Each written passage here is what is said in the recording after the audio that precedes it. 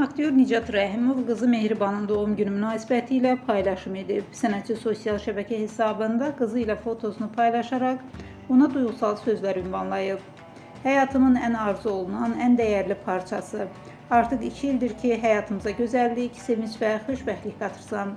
Sənə arzularım sonsuzdur. Allah bütün arzularını sənə, valideynlərinə və səni sevənlərə görməyə nəsib etsin deyə Nicat bildirib.